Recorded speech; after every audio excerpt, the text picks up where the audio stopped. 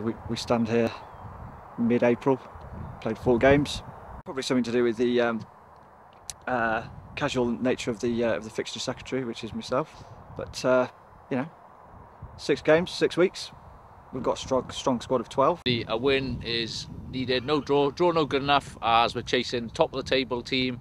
Barcelona have won 7 out of 7, so it's a have-to-win match. It wasn't long before Brian was, spraying his trademark long passes around the park, which would have been good, but we weren't actually playing in the park. We were playing on the pitch next to it. That was a game where Sheridan scored a hat-trick, which has gone down in history now, Easter Monday folklore, as the ugliest hat-trick ever seen.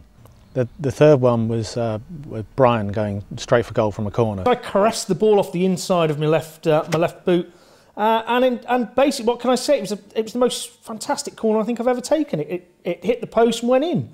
Unfortunately, about 2.5, 3 yards over the line, Sheridan had tripped. The ball actually hit his arse. And he tried to claim it, saying it's the hat-trick, and off he ran with the match ball. I seem to remember I was having a pretty good game at that stage, and as an England international, I think that would be expected really for me and the rest of the team. I think probably inspired by the fact that there were internationals watching the game. Charlton actually played quite well, and I remember him pinging the ball off the post after ghosting in from the sideline, and sweet shot. I did tell him it was a good shot. Their left back, huge bloke, really mean looking fella, and he'd already had a go at Stilly. He kind of virtually amputated Stilly's legs from the knees down earlier on. We slid in for a 50-50, and obviously I went for the ball. Brian will tell you I always go for the ball, never foul anybody. And he seemed to go kind of over the top, trying to take my kneecaps off. It was their number 6, was particularly dirty, and he'd already taken Stilly out. And at one point, Ben Ford, Rocky as he's now known, decided he'd had enough. Ben Ford had objected to everything that this guy had done during the game. Oh, fuck! 6! Here, please!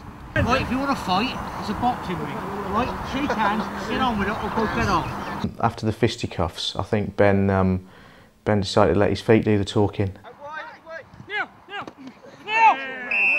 Second half, I proved that when you've got it there, you've got it, and it must have been 35, 40, maybe even 45 yards. The ball was squared, and to put it bluntly, it was larruped, and it was top corner. But I forgot I'd put a little bit of swerve on it to take it away from the keeper, and of course it hit the bar. Obviously he didn't connect properly because it was almost on target and came back off the crossbar. Stu could have been in for a hat-trick that day, but I think the third one that he did put in was called back for offside. The offside has come off his foot! Your bloke's played it! Brian didn't let the referee hear the end of it. I don't know, Rance isn't so much a surname as a way of life for him, I think. The game against Burley Athletic, it was very hot, it was very humid. It was a bit like some of the international games I've played in abroad. One of those instances, again, that one sees an awful lot, especially in international matches. And that was the free kick instance when their centre forward went down like a sack of spuds. The noise he made was just unbelievable. Screamed like a girl. I turned to the people near me and I said, he'll be up, taking a free kick in a second. And sure enough, he was up taking a free kick.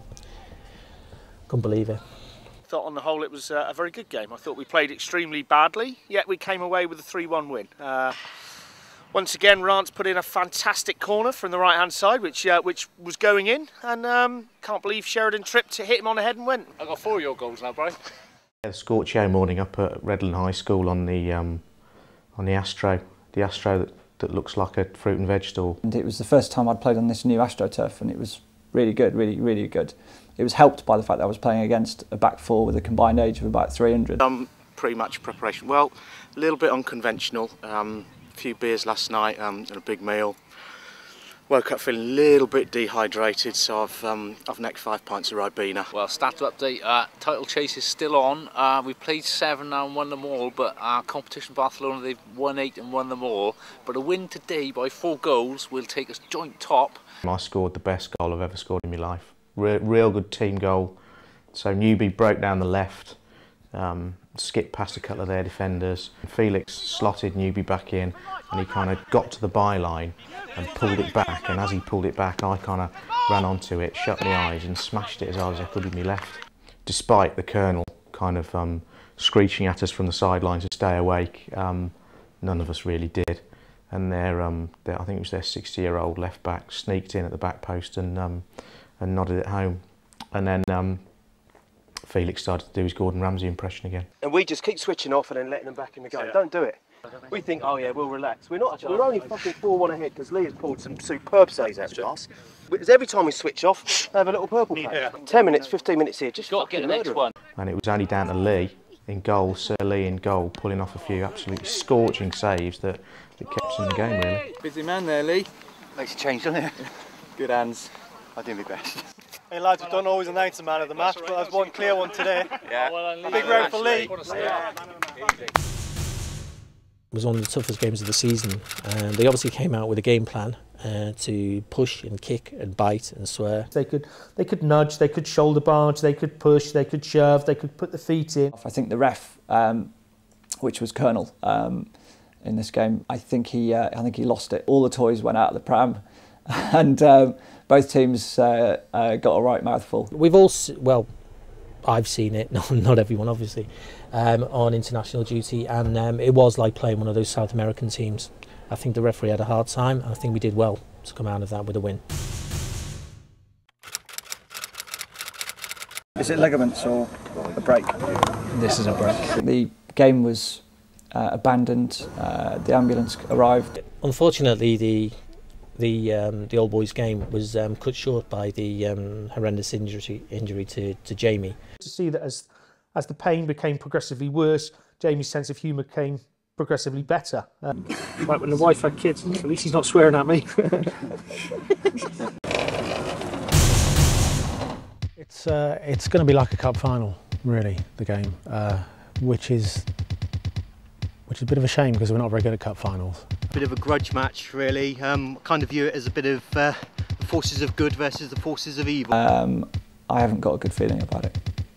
Well, it's one of the biggest games in Eastern Monday's history, isn't it? I mean, you don't get many bigger games than the 2 top teams in the Premier Division slugging it out for the Championship. My prediction last season, wasn't it, that we would win it, and we did. So you'll go and do it again.